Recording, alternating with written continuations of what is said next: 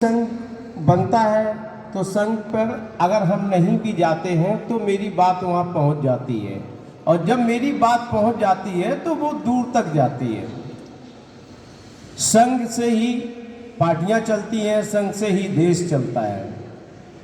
तो यहाँ पर यो जो संगठन है इसकी एक खासियत है।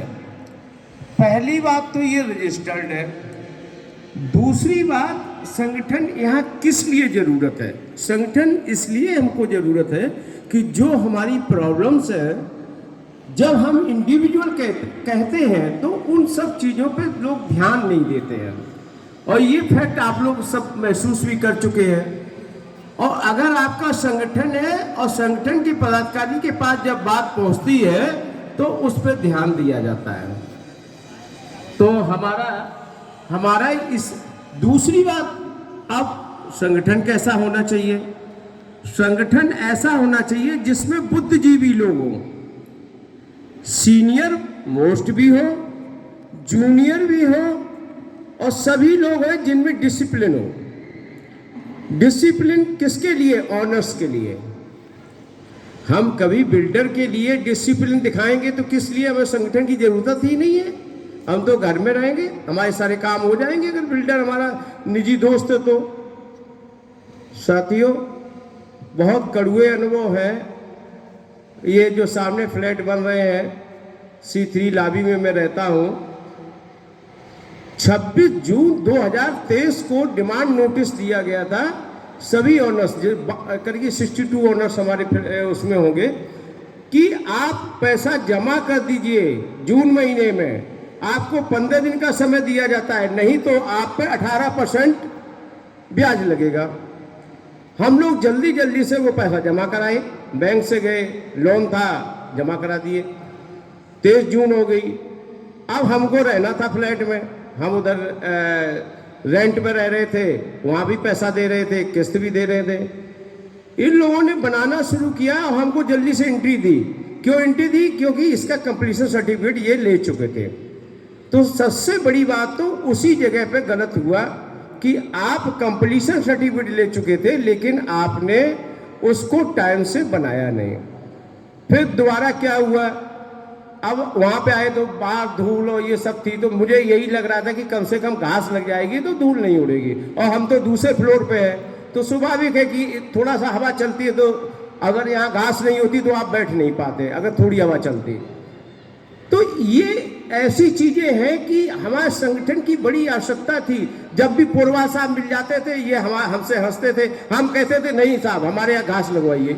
ये जाते थे चल करके और उसको पकड़ लेते थे जो घास लगाने वाले का, कब लगाएंगे, क्या लगाएंगे। धीरे धीरे सनई कम से कम ये गए तो इन्होंने कुछ किया तो।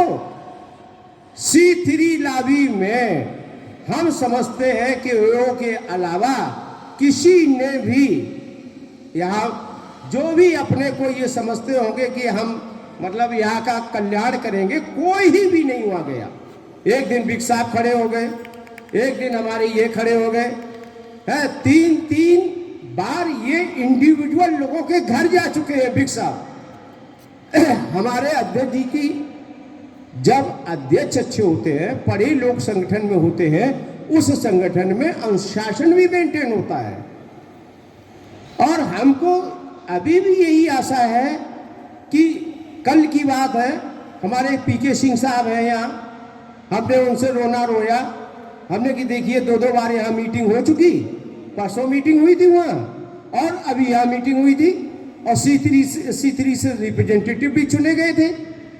तो बिल्डर और मैनेजमेंट के साथ बैठक हो रही है, और 62 फैमिली उसमें रह रही है।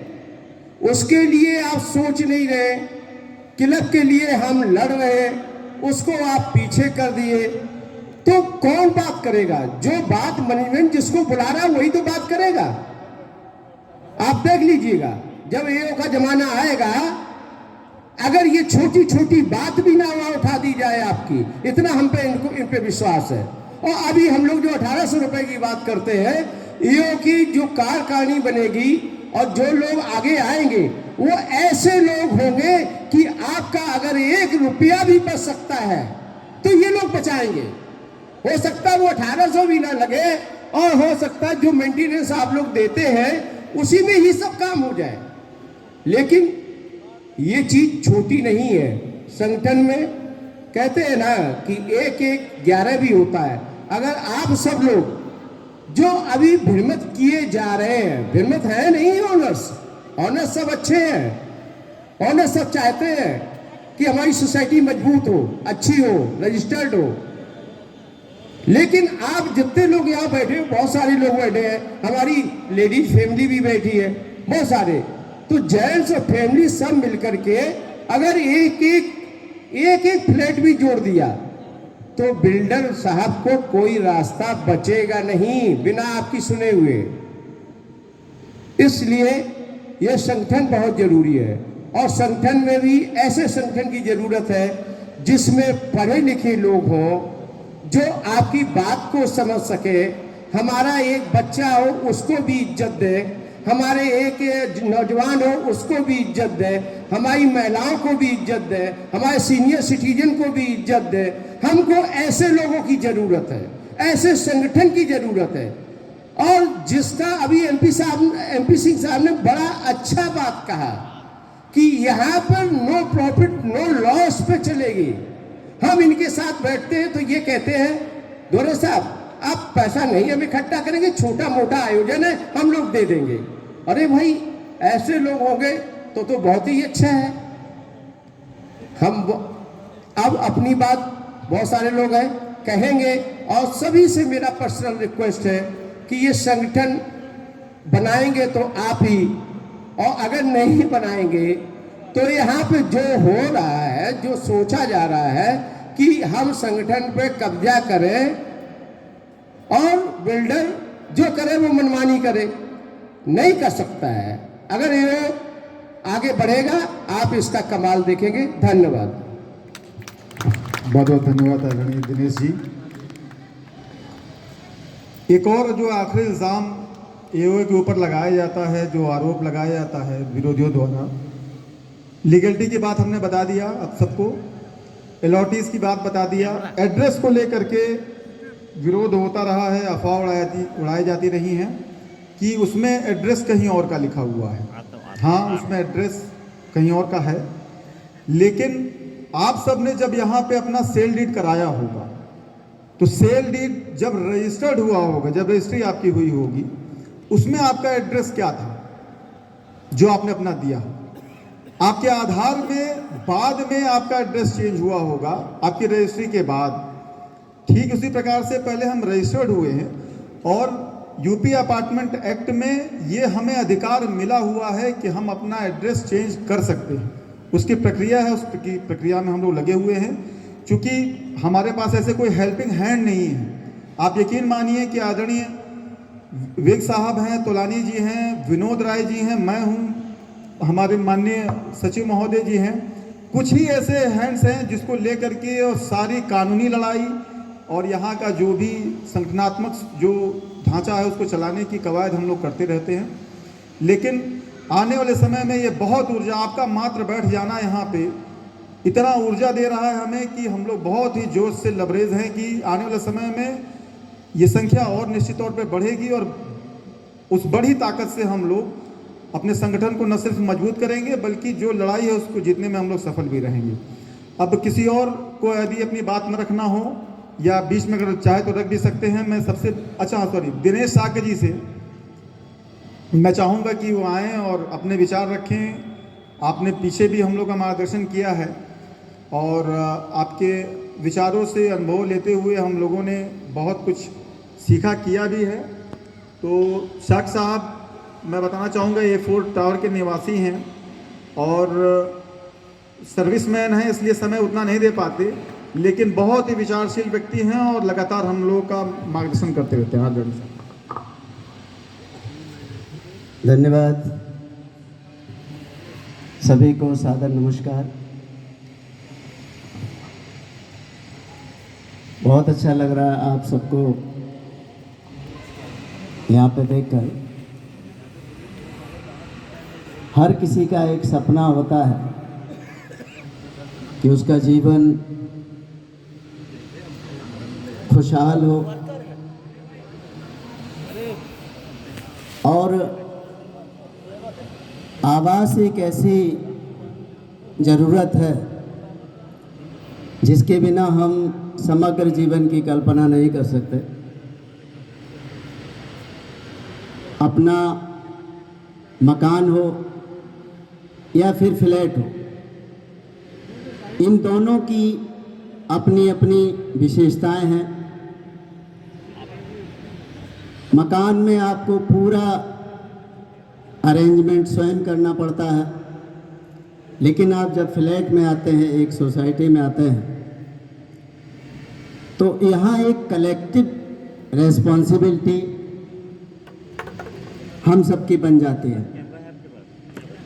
यहाँ बचपन से लेकर युवा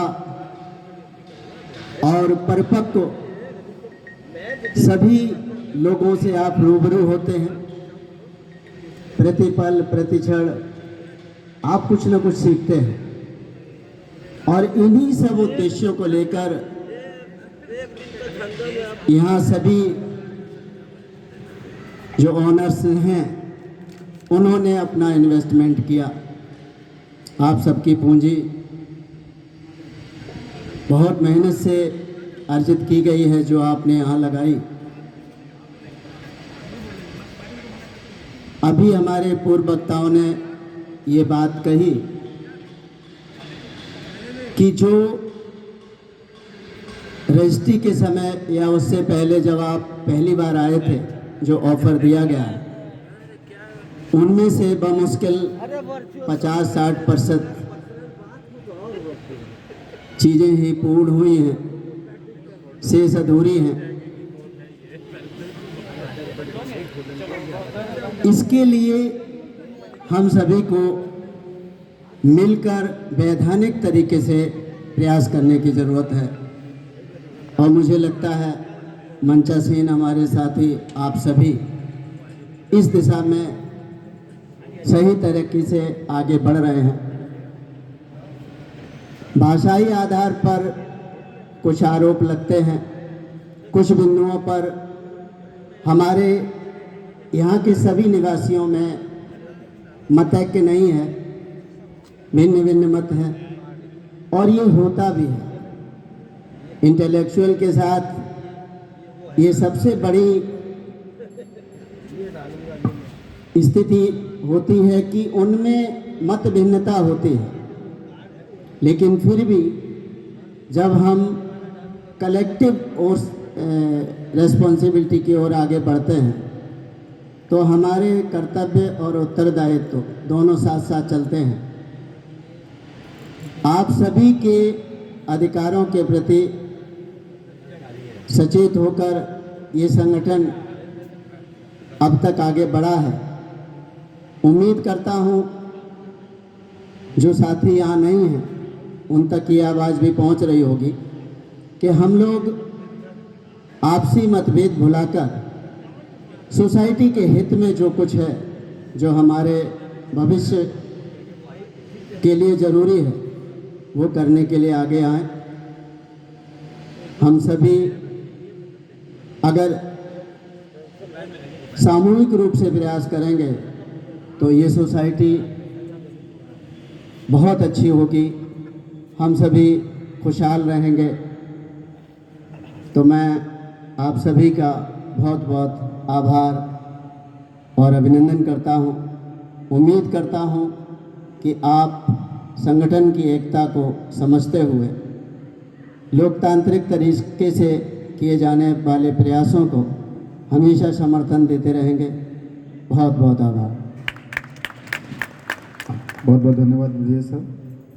संघे शक्ति कलयुगे हमारे मनीषों ने पहले ही हमें सिखा दिया था और इस विधि द्वारा स्थापित यूपी अपार्टमेंट एक्ट की बनाने की वजह यही है कि इस प्रकार के जो हाउसिंग सोसाइटीज़ के जो मसले होते हैं उसको एक लेजिटिमेट तरीके से उठाया जा सके। उसका मंच का नाम ये एसोसिएशन है। अब उपलब्धियों की अगर बात करूँ तो बहुत समय लग जाएगा, लेकिन कुछ एक जो उपलब्धियां जो एओए ने अब तक प्राप्त की हैं उसमें सबसे पहले तो मैं यही बताना चाहूँगा कि आप सबको एक लेजिमेट बॉडी देना, एक वैधानिक आपको स्वरूप देना ही एओ की सबसे बड़ी पहली उपलब्धि है। इसके साथ साथ में अनेकाएक मौके रहे हैं जब हम लोगों ने बिल्डर से वार्ता भी किया है और ज़रूरत पड़ी है तो उसके खिलाफ हम लोगों ने धरना प्रदर्शन भी करने का काम किया है।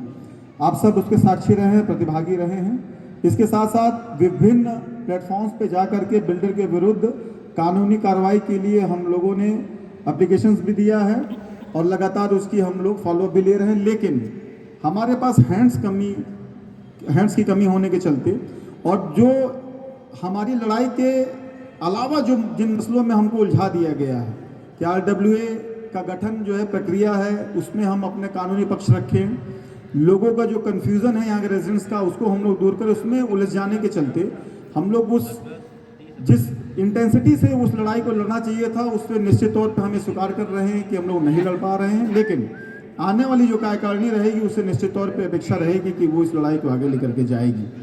साथ ही साथ तमाम ऐसे रेजिडेंट्स जिन्होंने जब कभी भी हम लोगों को आदेशित किया है, चाहे उनका किसी टेनेंट का विवाद रहा हो, आदरणीय हम लोग के बीच में दिनेश गर्ग साहब बैठे हुए हैं, इनके इंटीरियर का मसला रहा हो, सत्येंद्र सिंह जी हम लोग के यहाँ फ्लैट ओनर थे, उनका मसला था, बहन श्वेता सोनकर जी B1 से थी, उनके फ्लैट के उनके टेनेंट का मसला था, उनके टेनेंट ने तो पुलिस बुलवा लिया था। तो ऐसे तमाम मसले रहे जहाँ पे एओए ने अपनी जिम्मेदारी को समझते हुए, अपने कर्तव्य को समझते हुए अपनी भूमिका वहाँ पे अदा की और सबको सेटिस्फाइड किया था। तो अब हम इस कार्यक्रम की, इस आम सभा की परिणति की तरफ आगे बढ़ रहे हैं और उसके लिए मैं मंच से हम सब के बीच में बहुत ही लोकप्रिय, जुझारू और लगातार सोसाइटी हित में वोकल रहने वाले, अपनी आवाज़ को उठाने वाले आदरणीय सचिव श्री BK पुरवाल जी को आमंत्रित करना चाहूँगा कि वह आएँ और अपने विचारों से हमारा मार्गदर्शन भी करें और भविष्य की क्या रणनीति उससे हमें अवगत करें। आदरणीय BK पुरवाल जी।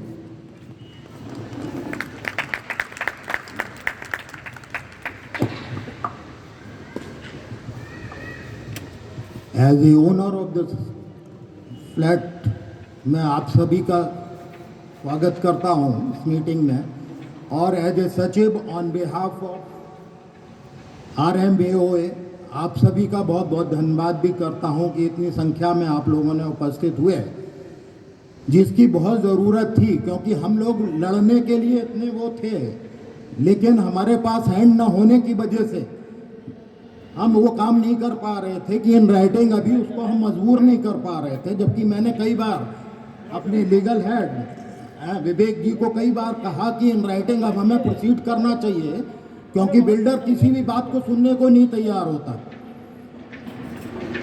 लेकिन आप देखें ना कि जब मैं आया था 23 में यहाँ पे, तो ऐसी इतनी अच्छी नई सोसाइटीज़ में मेंटेनेंस के बेसिस पे इतने इशू नहीं होते हैं, क्योंकि अभी तो बिल्डिंग बन के खड़ी हुई है और मेंटेनेंस अभी से उसमें प्रॉब्लम्स आनी शुरू हुई।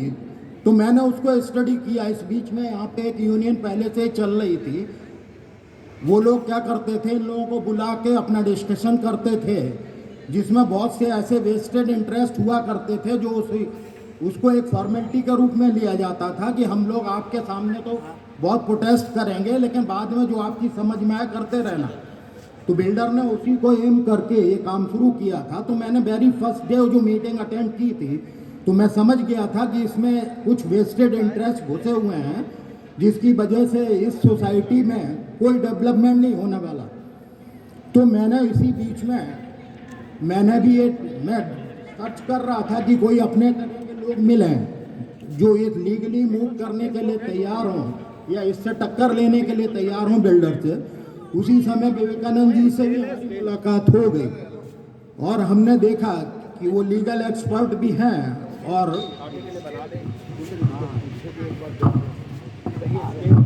और इस मामले में वो काफ़ी मदद हेल्पफुल भी होंगे। तो मैंने इसलिए उनका साथ लेके इस बीच में आप देखिए ना कि इसकी ज़रूरत भी थी कि इंडिविजुअली बहुत से लोगों के यहाँ प्रॉब्लम आई। एक हमारे साथी आलोक कपूर जी थे, उनके घर में मैं एक बार गया तो बेचारे कहते थे हम लाइट इसलिए नहीं खोलते हैं, आपको बहुत सारे क्रैक्स दिखेंगे दीवारों पे, और दीवारों में आपके अभी नहीं तो लेटर ऑन आपके दीवारों पे पूरे के पूरे क्रैक आएंगे। ये मैंने इनके एक काम करने वाले से पता किया है कि इसमें बहुत सारे क्रैक्स आएंगे। तो मैंने उन्होंने बेचारों ने DRDA में ट्राई किया, तो उनका जवाब था कि इंडिविजुअली आप कुछ भी करते रहिए, यहाँ कोई सुनने वाला नहीं। अगर आप कलेक्टिवली कुछ आएंगे तभी हम आपकी बात को सुन पाएंगे। तो ये नीड महसूस की गई और हमारे अध्यक्ष महोदय और विवेक जी के सहयोग से और विनोद राय जी के सहयोग से ये बना कि हम लोगों ने अपार्टमेंट एक्ट के तहत ही अपनी सोसाइटी को रजिस्टर्ड करवाया, जिससे हमको इतनी पावर मिल गई कि हम अपनी बात मनवाने के लिए इनको मजबूर करने लगे। पोर्शन में कोई चेंज तो नहीं, वो चाहे कुछ भी करे, पहले तो सुनते ही नहीं था कि क्या करना है क्या नहीं करना है। आप कहते रहिए, हम अपने मर्जी से जो काम करना है करते रहेंगे। लेकिन जब इतनी प्रॉब्लम्स, डेली प्रॉब्लम आने लगी कि मेंटेनेंस के इशू इतने बढ़ने लगे, अब आप देखिए ना, आपके यहाँ उसने कहा था कि हम ब्रांडेड लगाएंगे, हर चीज़ ब्रांडेड लगी होगी, लेकिन लगवाएंगे कैसे? अनस्किल्ड वे में उसने सब लगवा रखा है। आप डोर पे, आपका शुरू में डोर में प्रॉब्लम आई होगी, डोर टूट गया, तो इसने हर चीज़ की वारंटी ली हुई है कि जब ब्रांडेड है तो वारंटी होगी। जब वारंटी वाला आया तो उसने चेक किया, बोला सर मैं इसमें कोई वारंटी नहीं दूंगा, क्योंकि जिस तरह इसको लगना चाहिए था, फिक्सेशन होना चाहिए था, वो नहीं हुआ। तो जब नहीं हुआ तो हम किस चीज़ की वारंटी? हम लोग प्रोडक्ट खरीदते हैं तो फर्स्ट टाइम इंस्टॉलेशन कंपनी वाला ही करता है आके, जिस वजह से वो वारंटी देते हैं। इसने अनस्किल्ड वे में इतने काम किए हुए हैं कि जो प्रॉब्लम्स आपको मेंटेनेंस की आ रही है, अनस्किल्ड वे में आई है। इस बीच में एक इशू पानी का भी बहुत बड़ा इशू हुआ था, ड्रिंकिंग वाटर जो आप पी रहे थे, बहुत सारे लोग बीमार हुए। मैं तो फॉर्चुनेटली यहाँ पे था नहीं उस पीरियड में, मैं बेंगलोर में था बच्चों के पास, तो पता लगा कि यहाँ पे लोग बीमार हो रहे हैं, ये हो रहे हैं, बड़ी परेशानी हुई सुन के हमको। तो मैंने कहा भाई क्या एक्शन ले रहे हैं? मैंने अपने विवेक जी को भी कहा यार इसमें कोई एक्शन तो लेना चाहिए ना, सब बीमार हो रहे हैं, क्या सप्लाई हो रही भाई? तो एक हमारे डॉक्टर साहब भी थे यहाँ, अभी उन्होंने दूसरी बार फिर प्रॉब्लम फेस की, तो बोले सर आप अपने पैड पे हमको लिख के दीजिए, तो मैं अपने डिपार्टमेंट से ज़रा इसकी टेस्टिंग करवाता हूँ। मैंने फ़ौरन उनको अपने पैड पे दिया, रिक्वेस्ट भी किया कि अगर आप कोई भी चार्जेस वेव कर सकते हो तो करिए ना, अदरवाइज चार्जेस भी हम लोग पे करने के लिए तैयार हैं, लेकिन इसका ये एक्यूरेसी आ जानी चाहिए कि पानी की वजह क्या है, ये प्रॉब्लम्स क्यों आ रही हैं। तो इस तरह आप देखिए ना कि इसने इतने, अब आप देखिए कंप्लीशन कर दिया इसने B1 से लेके और आपके C4 C3 तक 24 में हो चुका है कंप्लीशन। जब हमने कहा कंप्लीशन सर्टिफिकेट इनसे मांग लीजिए, और आपका इंटरफेरेंस इसका हर टावर में अभी भी चल रहा, आप लोग चैन से नहीं रह सकते हो। ऊपर कहीं पे इनका काम चल रहा, बहुत सारे फ्लैट खाली चल रहे हैं, लेकिन मेंटेनेंस आपसे पूरा ले रहा है। जो खाली चीज़ है, जो अभी अनसोल्ड है, उस पर तो बिल्डर को ही बेयर करना है मेंटेनेंस, लेकिन आपसे प्रॉपर ले रहा है। मैंने जब इन लोगों ने कहा कि नहीं सर मेंटेनेंस के हिसाब से ये कम है अमाउंट, तो मैंने कहा भाई साहब मैं आपको 190 में भी आपसे बेहतर मेंटेनेंस करवा के दूंगा, आप यहाँ से क्विट कर जाइए, आप हमारी एजेंसी को दीजिए, हम आपसे करवाते हैं और आपको करके दिखाते हैं कि कैसे मेंटेनेंस होता है। क्योंकि मैं इससे पहले भी एक सोसाइटी में रहा हूँ, वहाँ भी इसी तरह की प्रॉब्लम है। तो हम लोगों ने वहाँ पे भी एक स्ट्रक्चर क्रिएट किया था कि जो इनको फाइट कर रहा था वहाँ पे। तो आप देखिए ना, आप आज तक आप एज ए ओनर, आपने बिल्डर ने कभी इनिशिएटिव नहीं लिया कि आपसे मुलाकात करें। अपने AGM GM जिनको 1% 1 पैसे की पावर नहीं है, वो आपको क्या जवाब देंगे? मैंने इनके GM से भी जवाब मांगा, बोले सर आपको अपने लीगल हेड से पूछ के बताएंगे। हमने कहा आप बैठे किस लिए भाई, जब आपको पता नहीं है तो क्या पूछ के बताओ। अब आप देखिए, पैसा हमारा है, ज़मीन हमारी है, क्लब हमारे पैसे से बना हुआ है।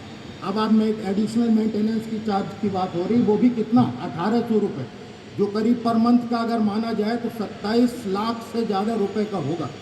क्या बताइए इसमें क्या लगा हुआ है जो 27 लाख रुपए का मेंटेनेंस नहीं करेंगे, जितना कि पूरे आपकी सोसाइटी पे नहीं आ रहा होगा। तो मेरा यही एम था। लेकिन आपको देखिए, हमें कांग्रीगेशन की ज़रूरत होती पोटैश के समय, और ये आप देखिए हम लोगों ने पोटैश का कई बार तरीका अपनाया, तो चूँकि हमें स्ट्रेंथ नहीं मिल रही थी तो वो सोच रहा था ये तो ऐसे ही करते रहते हैं, तो उतना डीपली नहीं ले रहा था। उसी बीच में इसने, लेकिन हम लोगों ने ट्राई किया और आपके सहयोग से हम लोगों ने एलडीए में कंप्लेंट करके, जबकि मेरा कंसर्न नहीं था B4। और आप देखिए B4 में हमारे वाइस प्रेसिडेंट भी रहते हैं। दो लोगों ने केवल इनिशिएटिव लिया, उसकी वजह से हम लोगों ने इनिशिएटिव लिया। आज भी उस टावर के लोग जिनको हमने वेकेट करवाया, उसका सेल्स ऑफिस उसी में बना हुआ था।